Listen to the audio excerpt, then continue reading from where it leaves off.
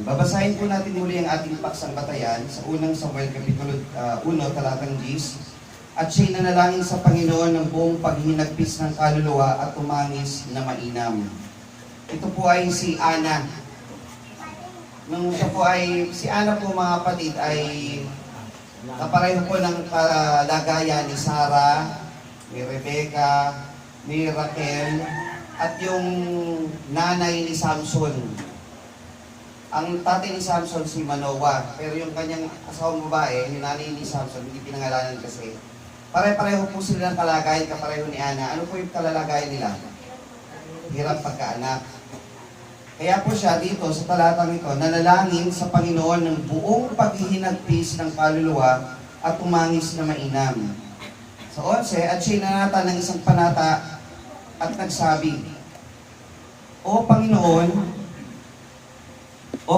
ng mga hukbo, kung tunay na iyong lilingulin ang pagkapigati ng iyong lingkod at aalalahanin mo at hindi mo kalimutan ng iyong lingkod, kundi yung pagkakalooban ng iyong lingkod ng anak na lalaki, ay akin ang ibibigay sa Panginoon lahat ng karawan ng kanyang buhay at walang pang-ahit na daraan sa kanyang ulo. Pagdating po sa 28, fast forward, nagkaanak po siya, binigay ng Panginoon. Nanalangin siya, sabi niya, pag ako'y nagkaanak na lalaki, biro niya mag-request siya, no, may gender. Dahil tayo magkaanak na lang yung iba eh. Ito siya, ay gusto niya, lalaki. Nagkaanak po siya, at sabi niya, kaya aking pinagkaloob naman sa Panginoon habang siya nabubuhay at ay ipagkakaloob ko siya sa Panginoon at siya ay sumamba sa Panginoon doon. So, dahil tinupad ng Panginoon yung kanyang request, tinupad din naman niya sa Panginoon yung kanyang sinabi na ibibigay niya sa Panginoon yung kanyang anak. Ang pamagat po ng ating mensahe po sa umagang ito mga kapatid, Lessons of Faith from a Woman of God. Lessons of Faith from a Woman of God. Aral ng pananampalataya mula sa babae ng Diyos. Kanina po mga kapatid ay pinag-aralan natin ang tungkol sa tinig. Ito po, napakagandang aralin po nito mga kapatid. Maganda rin po yung iniwang tanong po ng ating kapatid kanina, paano niyo malalaman kung yun ba talaga ang tinig ng Panginoon? Alam niyo po mga kapatid, napakadali pong malaman kung kayo po'y nakasubaybay. Kasi ganito yun eh. Pag kami nagpanggap dyan, na nagsabi, sinabi ng tatay mo, pumunta ka daw dito, pinapasundo ka. Sasama kayo? Kasi bililinan ka ng tatay mo, huwag kang sasama. Alam mo, ang tinig ng tatay mo, alam mo. Diba? May pipilin sa'yo eh. So pag hindi ka pareho ng bilin ng tatay mo, yung sinasabi ng ibang tao, hindi galing sa tatay mo yun. Diba? Scam yun. Oo. Ngayon, ang Panginoon, meron din siyang mga binilin sa atin. Ano yung mga binili niya? Walang ikapo. Panalangin ng paluhod. So pagka magsabi dyan, na ito ang kanilang aral, hindi tinig ng Diyos yun. Kasi ang Diyos hindi nag-utos sa panahon na natin ngayon ng ikapo. Kasi tanda mo nakasubaybay ka sa aral ng Diyos eh. So malalaman mo kung ano yung tinig ng Panginoon at hindi, kahit hindi yung mismong tunog ng boses niya, kundi yung nilalaman ng sinasabi ng kanyang tinig o ng kanyang salita. Malalaman mo kung sa Diyos o hindi. Pag sinabi ng Panginoon, sa Panginoon mo Diyos, sasamba ka, huwag sa salarawang inanyuan. Pag ang turo at aral ng iba, pwede po itong may bulto. Hindi sa Diyos, hindi tinig ng Diyos. Dahil kailanman ang Diyos hindi magtuturo ng gano'n. Hindi po ang tinig ng Diyos. So, kayo po ba mga kapatid, alam po ba ninyo ang tinig ng Panginoon? Ngayon, meron po tayong happy one po nun dito sa Samuel. Tungkol po doon sa tinig ng Panginoon. Hindi po kami nag-usap ng kapatid na Noy. Pero yung paksa ko po ay malaki po yung hawig po sa kanya. Dito po mga kapatid sa unang Samuel, Kapitulo 1, kayo po may Biblia, subaybayan po ninyo, Kapitulo 1. Bago po natin talakayin si Ana, magbabalik-aral po muna tayo kung sino po muna ito si Samuel. Si Samuel ay yung naging anak ni Ana ayon sa kanyang request na panalangin o hiniling sa Panginoon. Dahil si Ana nga po hindi magkaroon ng anak. Titignan po muna natin yung kasaysayan. Chapter 1, verse 1. May isang lalaki na taga Ramat-Haim Sophim sa lupaing maburol ng Ephraim. Ang pangalan niya ay Elkanah. po Elkanah. It's Elkanah. Elkanah. Elkanah, lalaki po yun. Na anak ni Jeroham, na anak ni Eliu, na anak ni Tohu, na anak ni Suf na Ephraimita. At siya may dalawang asawa, ang pangalan ni say Ana at ang pangalan ni say Penina. At si Penina ay may mga anak, ngunit si Ana ay walang anak. So dalawa po yung anak niya. Kapatid, for the record, huwag niyo pong isipin na pinapayagan ng Diyos na magkaroon ng multiple wife o multiple partner. Honest lang po ang Biblia. Ibig sabihin po nito, ang Biblia sinasabi niya yung totoong nangyari. Halimbawa, nagkaroon ng karumal-dumal na pagpatay doon. Ibig sabihin, gagawa ka ng karumal-dumal na pagpatay. Pinapasabi ng Biblia, nagkaroon doon ng pagpatay. Kung dito, nagkaroon ng dalawang asawa doon, hindi ibig sabihin mag-asawa ka ng dalawa. Kundi pinapakita niya, ito ay nagkaroon ng dalawang asawa. Dahil mula sa pulpang, gusto ng Diyos, isa lang talaga ang asawa. So hindi po niya pinopromote, kundi sinasabi niya lang yung totoo. At ang lalaking ito ay umahon taon-taon mula sa kanyang bayan upang sumamba at maghain sa Panginoon ng hukbo sa Silo. Yung Silo, dito nakalagay po yung tabernakulo ng Panginoon dahil hindi pa naman na itatayo ni Solomon yung templo. Wala pang talagang templo kung saan ang sambahan. Yung tabernakulo nasa Silo. Doon sila naghahain ng handog na susunugin sa Panginoon. Ang dalawang anak ni Eli, si Eli naman po ay yung saserdote nung panahon na yon. Merong anak si Eli, si Opni at si Pinees, na mga saserdote ng Panginoon ay nangandoon. Pagka dumarating ang araw na si Elkanah ay naghahain at ay kanyang binibigyan ng mga bahagi sa Penina ng kanyang asawa at ang lahat ng kanyang mga anak na lalaki at babae. Ngunit si Ana ay binibigyan niya ng iba yung bahagi sapagkat pinamahal niya si Ana. Bagkaman sinarhan ng Panginoon ang kanyang bahay bata. Sa paghahain kasi meron kang tinatawag na naghahain ka ng isang buong tupa, yung 1/3 susunugin, 1/3 dun sa mga saserdote, 1/3 na nahain, iuwi mo na yun pag sasalu-saluhan niya na yun. Yung 1/3 na to, ginagawa ni Elkanah, hahatian ko si Penina, ng asawa niya, at yung mga anak niya dito kay Penina. Pero mas malaking bahagi nun, binibigyan niya si Ana kasi bias siya, mas mahal niya itong sex. Ayan yung intriga niya eh. Favoritism niya yun. Verse 6, at minumungkahi siyang mainam ng kanyang kaagaw upang yamutin siya sapagkat sinarhan ng Panginoon ng kanyang bahay bata. Si Penina, ano ba yung word na sa Tagalog nito sa mga Pilipino? Trash talk? Inaasar. Inaasar. Niyayamot eh, sabi oh. Niyayamot.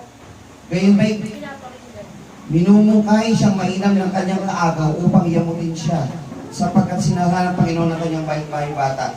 Ano yung below the belt na ano pang-aasar? Tungkol sa hindi magkaanak to. Ganon. Impersonal. Impersonal. Parang maraming nga bigay sa'yo. Wala ka naman anak. Impersonal na. Ay, hindi no? Natatawa lang tayo pero masakit yun sa part ng ano yun. At sinabi ni Elkanah sa kanya na kanyang asawa sa kanya, Ana, bakit ka umiiyak at hindi ka kumakain? O, di ba? Hindi siya makakain eh. O, sa 7 muna. At gayon ang ginagawa niya taon-taon na pagka inaahon niya ang bahay ng Panginoon ay minumungkahi niyang gayon ng isa. Kaya siya'y umiyak at hindi kumakain. So sa pagka-offend dito, Sama ng loob. masama loob, hindi makakain, umiyak na lang. Pagka umiyak ang babae, paano dapat pinapamper o pinacomfort ng lalaki ang kanyang asawa?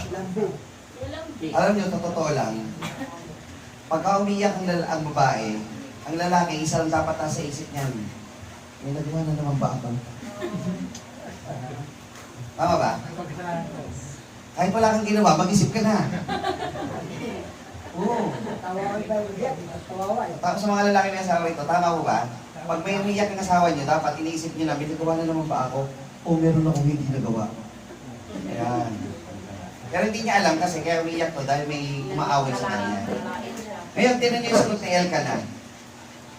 At sinabi ni Elkanah sa kanyang asawa sa kanya, Ana, bakit ka umiiyak? Bakit hindi ka kumakain? At bakit nagdadalamhati ang iyong puso? Kaya lang, yung huli niyang tanong, yung medyo mali. Hindi ba ako mabuti sa iyo kaysa 10 anak? Di ba? Hindi, kasi wala nga anak to eh. dapat sapat na ako sa'yo. Yun nga gusto ko talagang magkaroon eh. Oo, kaya tamad ko pa. Parang may ganun pang makuha, no? Hindi kita kailangan, ano kailangan ko? Tamad ko. Diba? Diba? May ganun pang mga ano. Pero hindi naman sa tamad si Elkanah. Masipag naman po ito. Sa gayoy bumangon si Ana pagkatapos na makakain sila sa silog at pagkatapos na sila'y makainom, ngayon si Eli na saserdote ay nakaupo sa upuan niya sa siping ng haligi ng pintuan ng templo ng Panginoon. So kung ang haligi dito, ako yan gate, pinagtatayo ng gate haligi ng templo, alam yan. Doon nakatayo si Eli.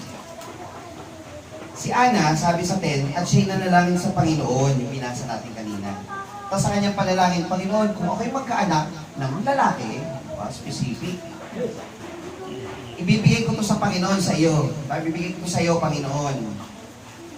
Ang ginawa niya, binigyan niya ng nasa right vow, o yung tinatawag na panata ng isang Nazareyo. Hindi Nazareno ha, iba yung Nazareno, Nazareyo. Ibig sabihin ng Nazareyo, panata, ikay maglilingkod sa Panginoon, marami kang hindi nagagawin sa buhay mo. Hindi ka inom ng alak o kahit grapes o kahit anumang malapit tungkol sa grapes. Kahit nga doon sa mga ubasan, hindi ka pwedeng lumaka doon. Kasi malapit yun, may related yun eh. Oo, basta may kinalaman doon. Kahit siguro balat doon, huwag mong hawakan. Bawal kang humawak o lumapit sa anumang patay. May lamay doon, bawal ka doon. May patay na aso dyan, layo ang pupunta dyan. Marumi yun, pupunta doon. Ano ang palatandaan na ikaw ay nasa loob ng isang Nazarite vow? Yung buhok mo hindi gugupitan. Parang si Samson. Ang lakas ni Samson wala sa kanyang buhok, tandaan nyo ha. Yung buhok niya ay palatandaan na siya ay nasa isang Nazarite vow. Yan. So pag pinutol mo yun, ibig sabihin, tinatapos mo na ang iyong vow o panata na ikaw ay nasa isang Nazareyong panata. Pinutol niya, sabihin, Lord, tapos na ayoko na. Kaya Panginoon, pati lakas mo, tatanggalin ko na rin. Tapos na yung panata mo, diba? Pero si hindi mo pinalakas si Samuel. Si Ana ngay nagsasalita sa kanyang puso, ang kanya lamang mga labi ang gumagalaw. Ngunit ang kanyang tinig ay hindi naririnig. Kaya't inakala ni Eli na siya'y lasing. Nagpe-pray si Ana. Oo, bibig lang. So akala ni Eli na si sacerdote, nasino ba to? Oo. At sinabi ni Eli sa kanya, hanggang kailan magiging lasing ka? Ihiwalay mo ang iyong alak sa iyo. Sabi niya kaya Ana. Nagbibintangan pa na. Nagpe-pray na nga lang. Gusto ko lang mag-pray nung iwasay. At sumagot si Ana, nagsabi, hindi Panginoon ko, ako'y isang babae na may diwang mapanglaw. Hindi ako nakainom ng alak o inuming nakalalasing, kundi aking inihayag ang aking kaluluwa sa harap ng Panginoon. Huwag mong ibilang na babaeng hamak ang iyong lingkod, sapagkat sa kasaganaan ng aking daing at ng aking pagkaduwahagi ay nagsalita ako hanggang ngayon. So pinaliwanag niya, I'm just praying. 17. Nang magkagayon sumagot si Eli, nagsabi, yumaon kang payapa at pinagkaloob nawa sa iyo ng Diyos ng Israel ang iyong hiling na hiniling mo sa Kanya. At sinabi niya, makasumpong nawa ang iyong lingkod ng biyaya sa iyong paningin, sa gayoy nagpatuloy ng kanyang lakad ang babae at kumain at ang kanyang mukha'y hindi na nalumbay. 19. At siya'y bumangon maaga ng kinaumagahan at sumamba sa Panginoon at bumalik at umuwi sa kanilang bahay sa Ramatha. At nakilala ni Elkanah si Ana na kanyang asawa at inalala siya ng Panginoon. Ibig sabihin nung nakilala, nagsiping po yun ha. Hindi yung I met you today. Hindi po gano'n. Nakilala. Kagaya po ni Adan, nakilala niya si Eva, dumating si Cain. At nakilala muli niya si Eva, dumating naman si Abel. Ibig sabihin nakilala, nagsiping po yun. Nakilala. 20. At nangyari nang sumapit ang panahon, sa 19 sabi doon, at inalala siya ng Panginoon. So binigyan na siya ng sagot ng Panginoon. At nangyari nang sumapit ang panahon na si Ana ay naglihi, naglihi na. At nanganak ng isang lalaki at tinawag ang pangalan niya na Samuel na sinasabi, sapagkat aking hiningi siya sa Panginoon. At ang lalaking si Elkanah, At ang buong sambayan niya ay nagsiyahon upang maghandog sa Panginoon ng hain taon-taon at ganapin ang kanyang panata. Ngunit si Ana ay hindi umahon, sapagkat sinabi niya sa kanya sa Juan, "Di ako aahon hanggang sa ang batay mahiwalay sa suso, at kung magkagay aking dadalhin siya upang siya ipakita sa harap ng Panginoon at tumahan doon magpakailanman." Hindi mo na ako aahon. Oo, bata pa to eh. Pagka pwede na siyang mahiwalay, saka na siya pupunta at iiwanan niya na sa templo yung kanyang anak sa Samuel. O tagal mong hinantay. Tapos mahiwalay. Gano'ng kasakit yun mga kapatid? Mamaya tunan po natin maigi pa. 23. At sinabi ni Elkanah sa kanya, na kanyang asawa sa kanya, "Gawin mo ang inaakala mong mabuti. Maghintay ka hanggang sa mahiwalay mo siya sa suso. Papagtibayin lamang ng Panginoon ang kanyang salita. Sa gayon naghintay ang babae at pinasuso ang kanyang anak hanggang sa mahiwalay niya sa suso.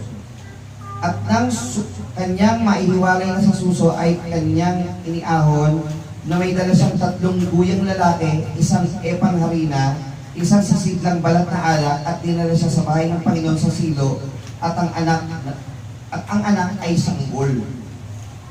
At kanilang pinatay ang guyang lalaki at dinala ang bata kay Eli. At sinabi niya, "O Panginoon ko, alang-alang sa buhay ng iyong kaluluwa, Panginoon ko, ako ang babaeng tumayo sa siping muri ko na nanalangin sa Panginoon." So natatandaan niyo po ba noon nung ako'y nananalangin? Ako yun. Yun ang pagkamalan yung lasing. Dahil sa batang ito, ako'y nanalangin. O, yung pinanalangin ko po noon na nakita niyo, kaya ang dahilan nun ay para magkaroon ng anak. Ito po yung daladala ko ngayon. Ang aking hiling na aking hiningi sa Kanya, kaya't aking ipagkakaloob naman sa Panginoon habang siya'y nabubuhay at ipinagkaloob ko siya sa Panginoon at siya ay sumamba sa Panginoon doon. Yan na po yung buong chapter 1. Ito po yung ating mensahe ngayon. Ngayon, iisa-isayin po natin ito, Kapitulo 1. Balik-aral muna tayo kasi para magkaroon tayo ng background muna kay Samuel. Itong batang si Samuel, nung nadala na po niya doon sa templo, hanggang sa kamatayan ni Samuel, napakaganda na naging track record po niya. Napakagaling na bata hanggang sa kanyang katandaan. Katunayan, kilala niyo po ba si Moises? Si Moises po ba napakaganda ng bahagi sa harap ng Panginoon? Naging tanyag sa Israel. Alam niyo ba na itong si Samuel ay on the same level po ng pagiging mabuting tao, mabuting lingkod ng Diyos? Halos same level po siya ni Moises. Pakilala sa kanyang dalawa. Ganun po yung kanyang patunayan po natin. Sa 99.6 ng awit, 99.6 ng awit, ito po yung ating mababasa. At si Moises at si Aaron sa gitna ng kanyang mga saserdote at si Samuel sa kanila na nagsisitawag sa kanyang pangalan, sila'y nagsisitawag sa Panginoon at siya'y sumasagot sa kanila. Sa dinami-dami ng Bible character na pwede mong gamitin, Noah, David, diba? Tinan mo ang ginamit dito, si Moises, si Aaron, at si Samuel. Pag sila'y tumawag sa Panginoon, sinasagot sila ng Panginoon. Si Abraham, pwede rin, di ba? Pero ginamit si Moises, si Aaron, at si Samuel. Oh, diba? Anong klaseng level ang pananampalataya nito? Mataas. 15:1 ng Jeremias. Tingnan niyo po ito. Gaano po yung kalalagayan ni Samuel? Ito naman po ay panulat ni Jeremias o Propeta Jeremias. Nang magkagayon sinabi ng Panginoon sa akin, bagaman si Moises at si Samuel ay tumayo sa harap ko, gayunmay ang pag-iisip ko ay hindi sa bayang ito. Ang Panginoon nangako na itong bayang ito, lilipulin. Sabi ng Panginoon, kahit si Moises pa o si Samuel pa ang maging abogado o pumadron o mamagit na, hindi nila kayang baguhin ang isip ko. Ibig sabihin, maganda kalalagayan itong dalawang to. Di ba? Na para gamitin mo itong dalawang to bilang pumadron. Kasi kayo ba, pagpapadron ba kayo ng may kaaway kayo, gano'n? Pag si ano po ang namagit na sa atin, makikinig ako. Aawat. O, aawat, di ba? Padrino. O, pumapadrino, pumapadron, di ba? Ito, sabi ng Panginoon, kahit pa si Moises o si Samuel ang magpadrino dito sa bayan na to, gugunawin ko pa rin yan. Sabi, ito na yung dalawang pinaka matinding pwedeng pumadron. No? Sabihin, namuhay si Samuel nang maganda talaga ang kalalagayan. Nabanggit sa kanila. Ngayon, itong si Samuel, ano ba ang naging katatayuan nito nung siya nabubuhay? Alam niyo ba, napaka-espesyal nito ni Samuel. Dahil sa Biblia, pareho sila hindi sila pareho, siya lang pala nag-iisa. Siya lang ang nag-iisang karakter sa Biblia na tumayo, na siya'y naging hukom, siya ay naging saserdote, at siya ay naging propeta. Tatlo yung kanyang designation. Oo. Tingnan niyo po sa unang Samuel 3:20. Unang Samuel 3:20. At nakilala ng buong Israel mula sa Dan hanggang sa Beer-Seba na si Samuel ay itinatag na maging propeta ng Panginoon. So ano si Samuel? Propeta. Propeta. 2:18 ng unang Samuel.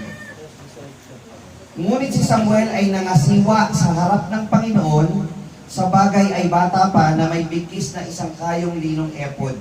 So ano yung nangangasiwa sa templo? Ano po yun? Saserdote yun.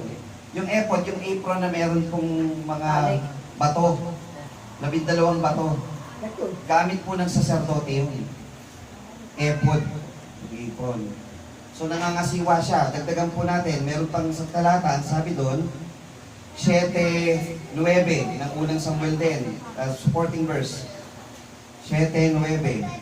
At kumuha si Samuel ng isang korderong pasusuhin at inihandog na pinakahandog na susunugin sa Panginoon. At tumaing si Samuel sa Panginoon dahil sa Israel at ang Panginoon ay sumagot sa kanya.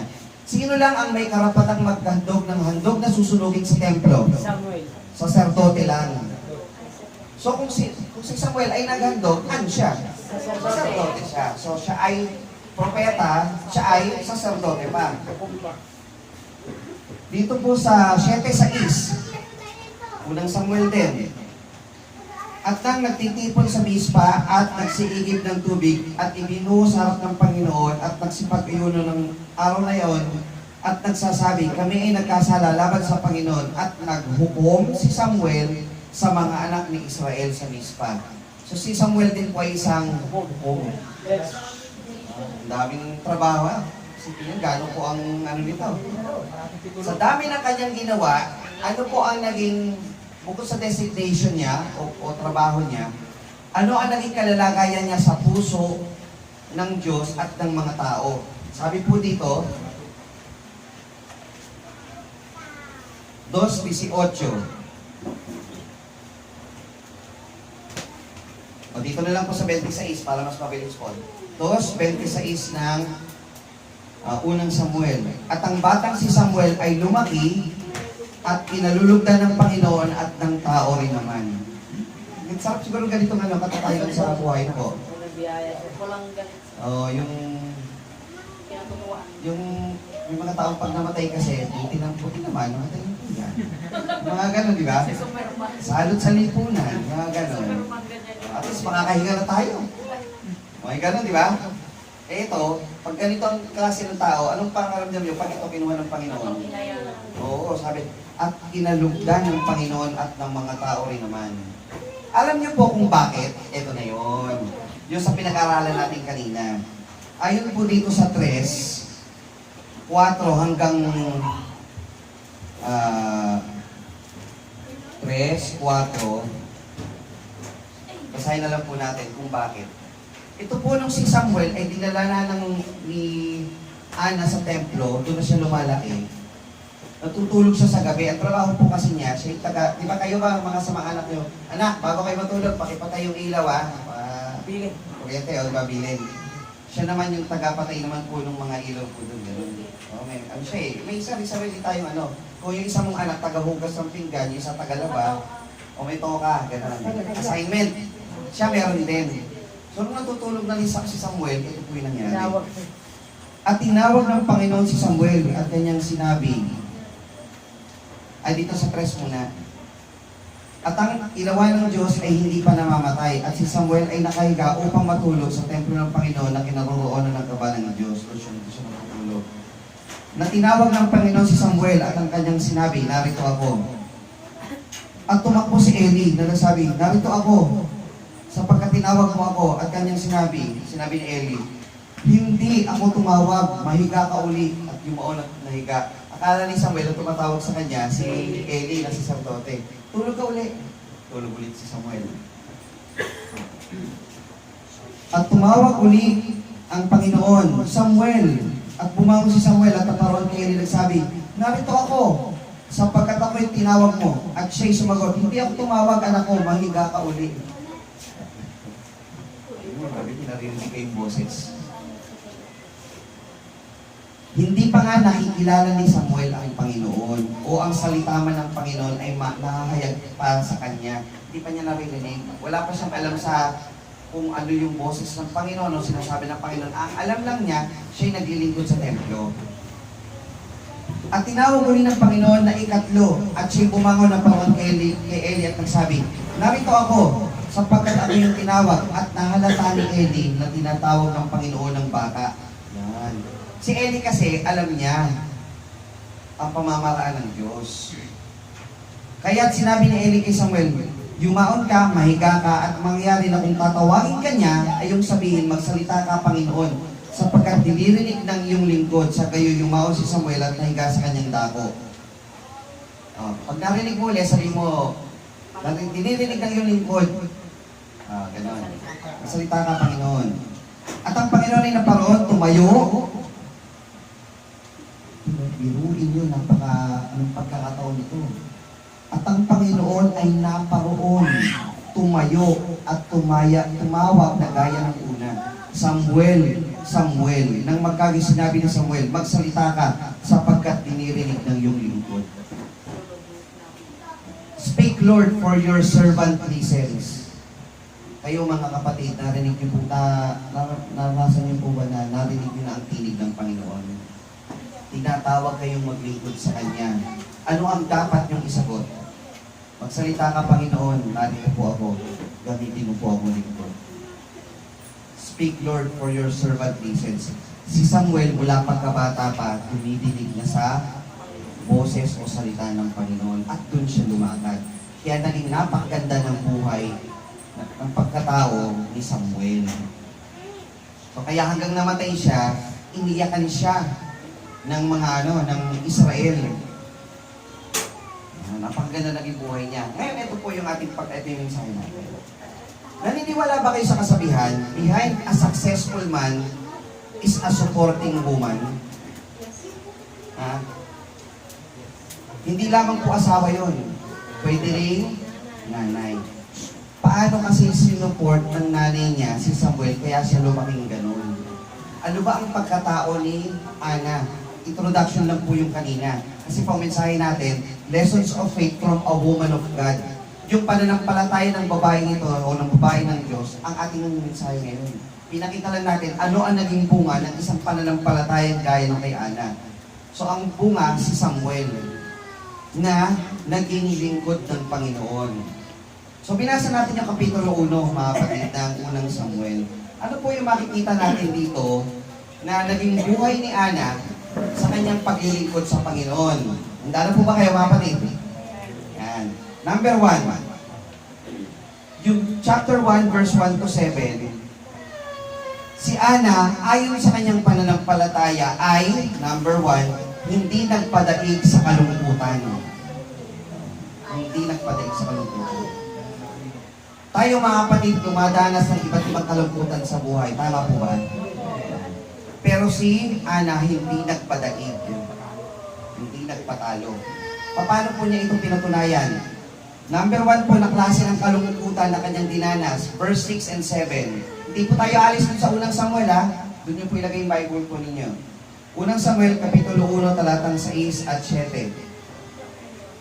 At binumungkahi siyang mainam ng kanyang kaagaw upang yamutin siya. Sapagkat siya'y baog o siya po ay barren. Sinarhan ng bahay bata. Sinarhan ng bahay bata.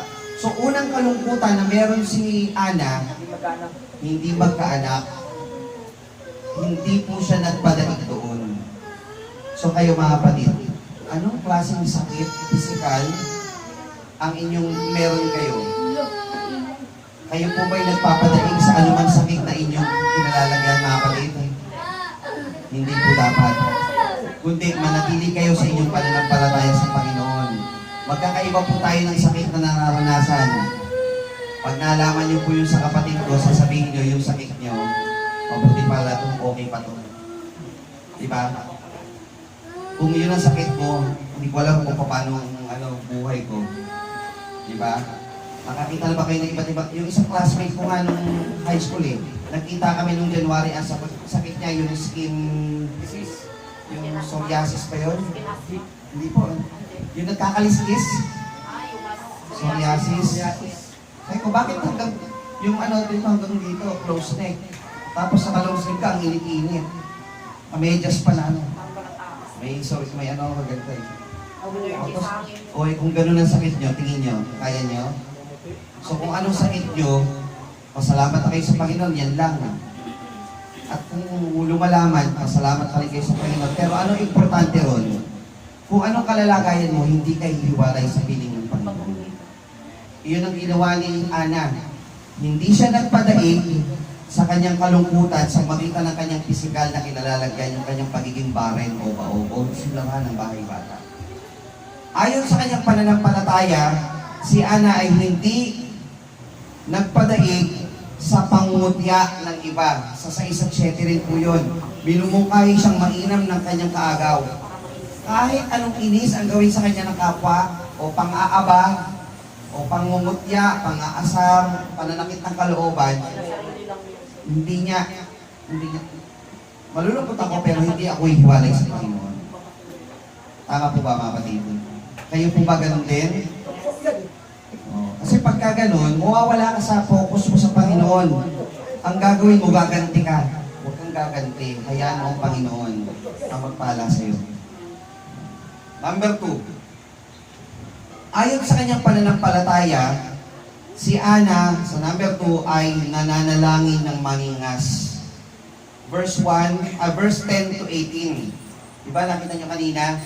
Nung binasa natin, siya'y nanalangin. Ayon sa kanyang panalangin, napagkamalan pa siyang lasing. Nanalangin siyang maningas sa Panginoon. Ang pananampalataya, mga kapatid, ay dapat magkaroon ng strong connection with God. Nananalangin. Kayo po ba, mga kapatid, nananalangin sa Panginoon araw-araw? Dapat yung inyong personal connection sa Panginoon, hindi lingguhan. Hindi kung kailan may kailangan. Ang personal connection natin sa Panginoon araw-araw. Hindi lang pagka naghahanap ka ng guidance o protection.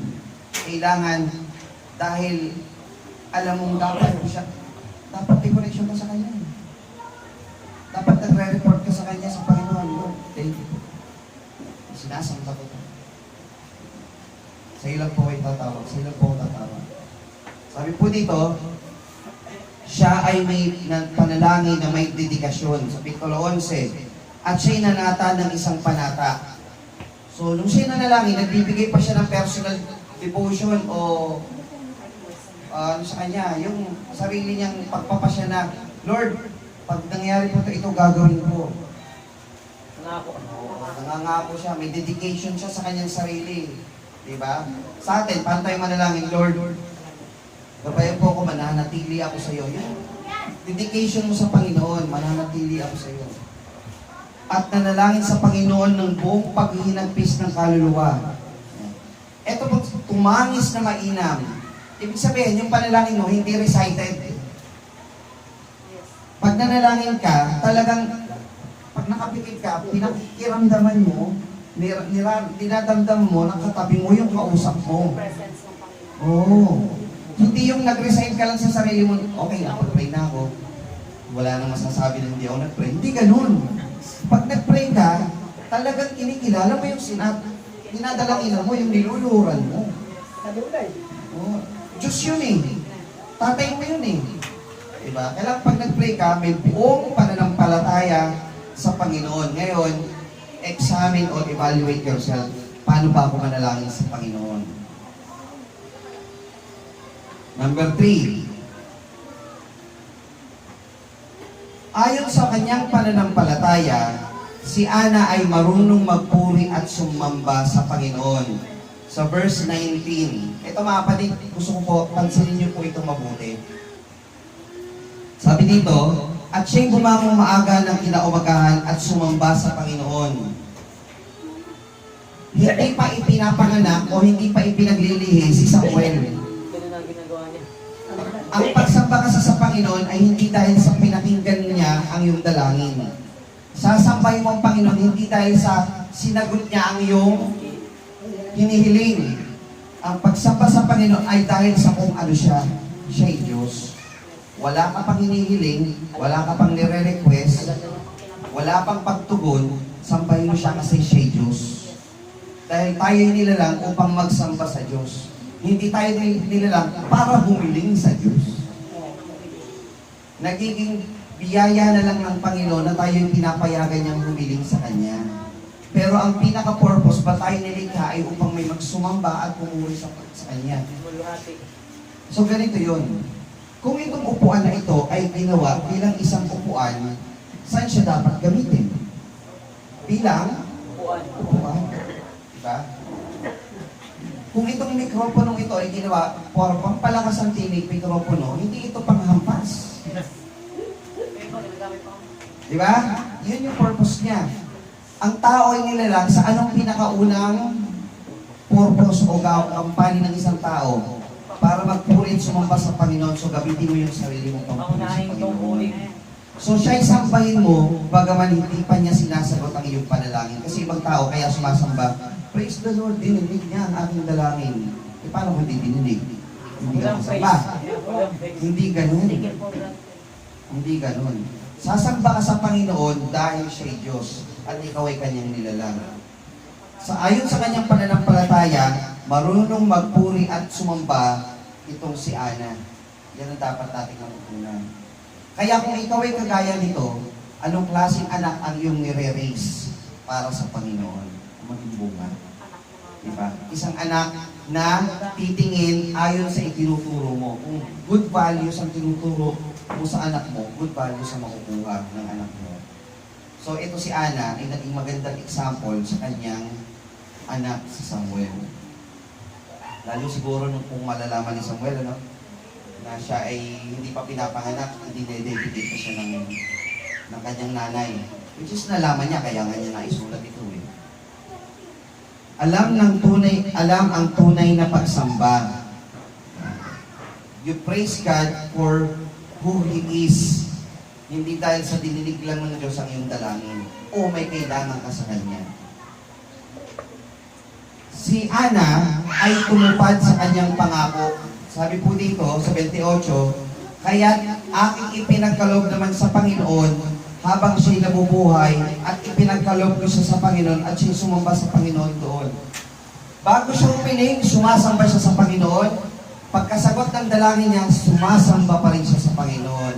Hindi pa rin niya kinalilimutan. Kasi yung iba, pagkatapos na makuha yung gusto sa Panginoon, ano na ginagawa ng iba? Nalilimutan na. Lord, bigyan mo po akong trabaho. Pangako po, pag ako'y nagkatrabaho, maglilingkod na po ako. Nagkatrabaho. Lalo na hindi na nakapaglingkod. Nalimutan na. O, di ba? Hindi po gano'n. Kailangan, before, sumasamba ka sa Panginoon. Pagkatapos, nangyari ito, sasamba ka pa rin sa Panginoon. Yun ang pananampalatayang itinuturo. Sa magitan ng babae ng Diyos na si Ana. Marami pa po dyan. Gaya ni Ruth, Reyna Esther, Sina Maria. Pero dito, kay Ana lang muna tayo. O pang-apat.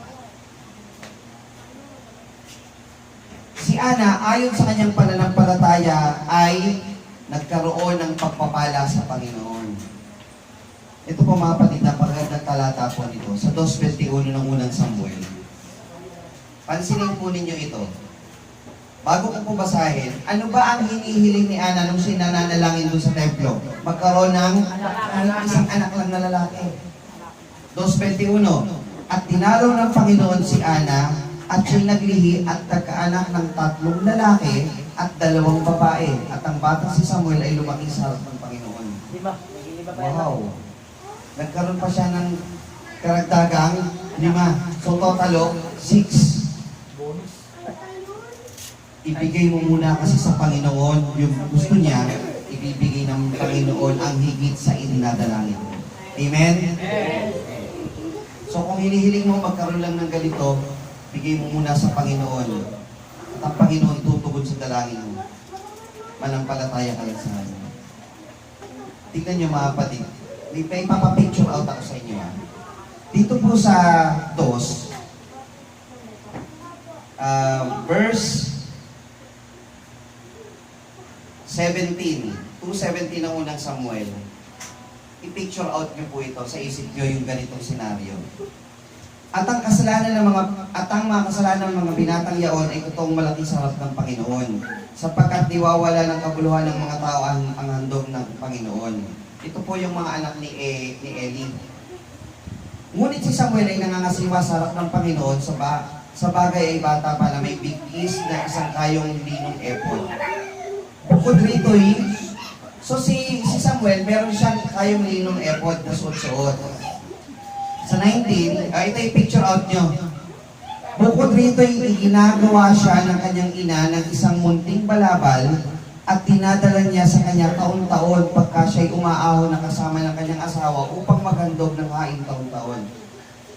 Si Ana, naihandog niya na si Samuel sa templo. Alam niyo kung kailan niya lang makikita si Samuel? Once a year.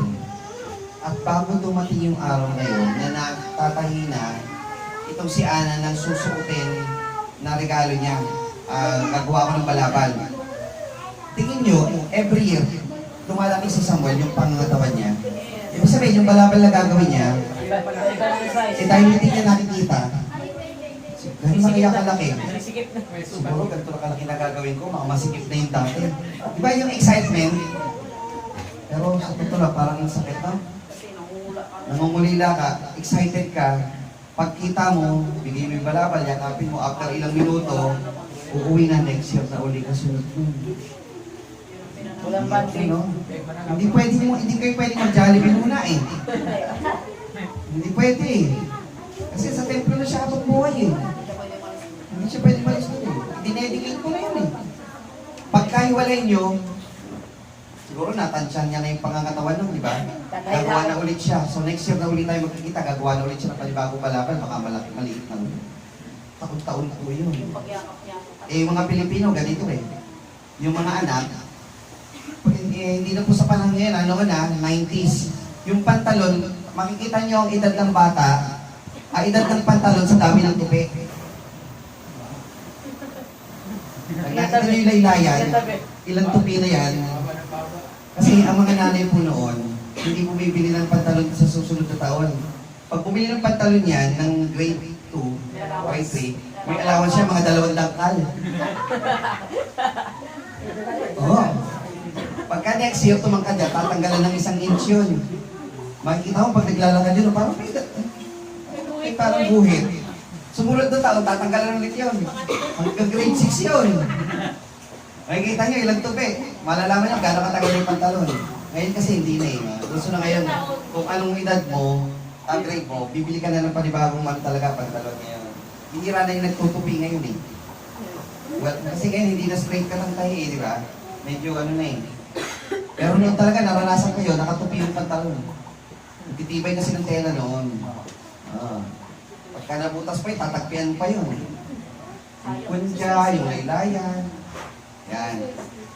Kasi ganun yung pagmamahal ng isang ina, di ba? Isipin mo na nga, araw-araw niyang kasama yung anak niya.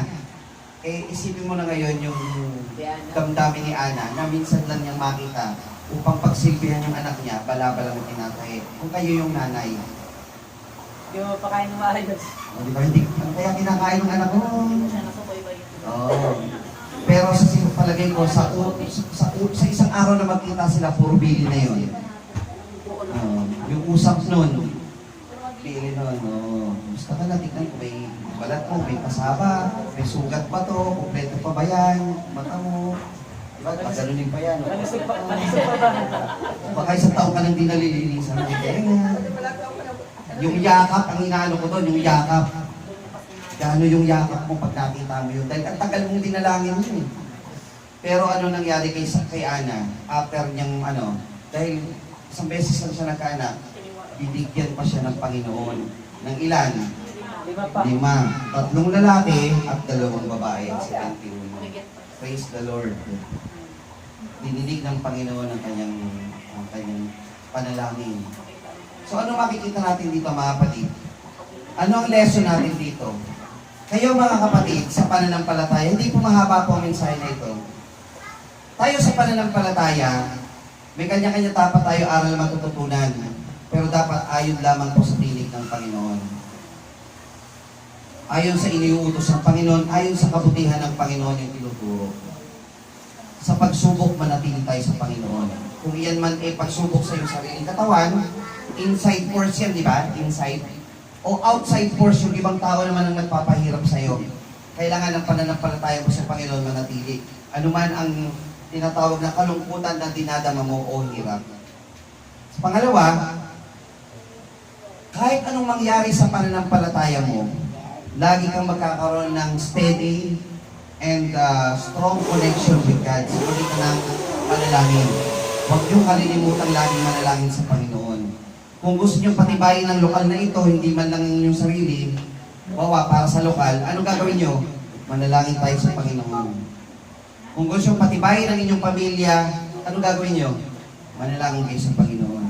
Kung gusto niyong mabago ang kalagayan ng inyong kapwa, kapitbahay, idalangin niyo rin sa Panginoon. Walang mas matibay na sandata kundi sa panalangin sa Panginoon. Yan ang pananampalataya natin kasi sumasampalataya tayo na ang Diyos totoo at ang kanyang pangako sa atin ay kanyang tutuparin. At tayo kanyang gagabayan sa araw-araw. Ayon sa kanyang pananampalataya, dapat o sa pananampalataya rin natin, tayo ay sasampalataya, magpupuri, sasamba sa Panginoon dahil kinikilala natin siyang Diyos. Hindi lamang dahil may kailangan tayo sa Diyos. Sasamba tayo sa Kanya. Ito ang tunay na pagsamba sa Diyos, in spirit and in truth. Hindi yung tayo sumasampalataya at sasamba dahil dininig yung ating panalangin. Pero pag dininig yung ating panalangin, siyempre, kasama na rin po doon yung pasasalamat natin sa Panginoon. Dahil kinikilala natin na sa Kanya nang gagaling ang lahat ng mga bagay. At ang pang-apat, huwag tayong mawawalan ng pag-asa sa pagpapalang ibibigay ng Panginoon. Ano po ba yung pagpapala na inaasahan natin sa Panginoon? Material lang po ba? Ang dinigan natin natin sa Panginoon, gabayan tayo araw-araw. Pero pansinin nyo, sa bawat araw na hindi ka humihiwalay sa Panginoon, mas malaki ang ibibigay na gantimpala ng Panginoon ang buhay mo lang. Kung ang dinadalangin ni Ana, anak na isa, ang binigay sa kanya, 6. Mas malaki sa hinihiling niya. Kung hinihiling natin ay makakain tayo ng maayos sa araw-araw, kaligtasan sa bawat biyahe, hanap buhay, pang-araw-araw, maayos na pagtulog, safety sa bagyo. Alam niyo po ba, i-times 10 mo yan, kulang pa. I-times 100 mo o times 1,000 dahil ang buhay na walang hanggan ay hindi pa sa ibibigay ng, diba? Kesa sa hinihiling mo sa panahon natin ngayon. Yun yung asahan mo sa Panginoon. Tapat kasi ang Diyos sumawat sa atin. Manatili ka sa tinig ng Panginoon. Alam niyo ang tupang ligaw, naliligaw po yan kasi hindi, sa kalipunan ng mga tupa, na sama-samang naglalakad, narinig yung pastol niyan. Pag sumitsit yan, alam niyan.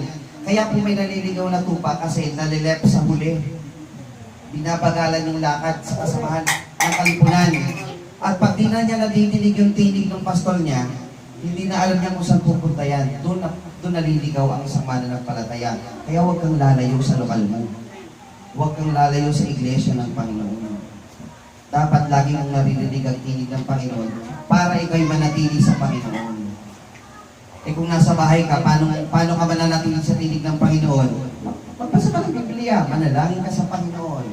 Diba? Kailangan huwag kang aalis sa tinig ng Panginoon. Bilang panghuli mga kapatid, meron po akong binuo po dito isang paragraph. Christians must have strong faith to God. Praise God for who He is, give God the praise, and offer the best for God. Ano ba yung best na pwede mong i-offer sa Panginoon? Si Ana kasi, ano yung the best na pwede niyang i-offer sa Panginoon bilang sagot sa kanyang dalangin? Anak niya. Yung anak niya. Kapalagay niyo, may the best pa bang i-offer si Ana? Pwede yung sarili niya rin. Kundi yung sarili niyang anak din. Ang Diyos ba, anong in-offer niya sa atin? Buhay niya. Sarili niya. Diba? Kung ang Diyos nagbigay ng best offer para tayo itubusin sa ating mga kasalanan, tayo makasama niya, ano yung best din natin pwedeng ibigay sa Panginoon? Sumampalataya, sumunod. Yung buhay natin. Sabi sa 12.1 na binasa natin, kaya nga mga kapatid, pinamang ko sa inyo, alang-alang sa mga kahabagan ng Diyos na inyong iharap, ang inyong mga katawan na isang haing buhay. Pag in-offer mo yung sarili mo sa Panginoon, God will bless us with more sa hining-hiling mo. Ano yun? Yung buhay na walang hanggan. Kasi gusto ng Diyos, maligtas ka. So ang Diyos, in-offer niya yung the best. So i-offer mo rin yung the best. Pera, hindi po eh. Yung sarili mo ang ihandog mo sa Panginoon. Hindi pwede yung kapitbahay mo ang sunugin mo para ihandog sa Panginoon. Kabarangay. Love your neighbor. Hindi pwede yun. Kasi noon, kung ano yung pinta ng tupa mo eh. Hindi yung sarili mo, yung pinataba mo tupa eh. Oo. Oo. Pinataba ng kapitbahay. Ito ang pinakamatapos. Pwede, hindi tatanggapin yan. May ano yung tawag doon? Kapintasan yun eh. May diabetes. Hindi pwede, hindi pwede. High blood. Okay, ayun yun eh. So ikaw, yung purong pananampalataya mo sa Panginoon ang i-offer mo, yung sarili mo. Na ikaw, Lord, buo po yung pagsampalataya ko na lagi ako nananalangin sa iyo. Kahit malungkot po ako, hindi po ako hiwalay sa iyo. Sasamba ako sa iyo palagi. Sarili mo talagang i-offer mo sa Panginoon at bibigyan ka ng nasa ng iyong puso. Ano ba ang nasa ng puso mo? Yung makasama mo ang Panginoon sa buhay na walang hanggan. Kaya po itong chapter 1 ng unang Samuel, mga kapatid, pinapakita rito yung lesson o yung aral ng pananampalataya na ipinapagkaloob sa bawat isa sa atin. Subukan niyo mga kapatid, may chapter 2 yan, isa-isahin natin. Gusto niyo mga kapatid next time, chapter 2 naman. O, di ba? Pag inisa-isa po yung per chapter rin, ang ganda po ng mga sermon po namin nilalaman po ito. Ng, baga, nababasa lang po natin ganito eh, pero ang dami palang nilalaman pa ng chapter 1 na to. Di ba? O kaya yung chapter 10 kanina ng Juan na binasa natin, o nung pag-aaral, ang dami pa po nilalaman nun. Alam po ni brother na ano yan, kanina. May bukod na pag-aaral pa yung bawat talata doon. So, pinapakita natin, masarap po bang mag-aral ng salita ng Panginoon? At patatagin ang ating pananampalataya. Ibig sabihin, pag pinatatag mo yung pananampalataya mo, ihanda mo itong ihain sa Panginoon. Ihanda mo yung sarili. Make yourself the best offering na may ibibigay mo sa Panginoon. Gaya ng ginawa ni Ana sa harap ng Panginoon. At yan po ang mensahe natin sa umaga po ito, na naman po yung naging karagdagang pananampalataya sa bawat sa atin, na tayo mamuhay ng ayon po sa kalooban ng ating mahal na Panginoong Jesus. Muli magandang umaga po sa inyo lahat.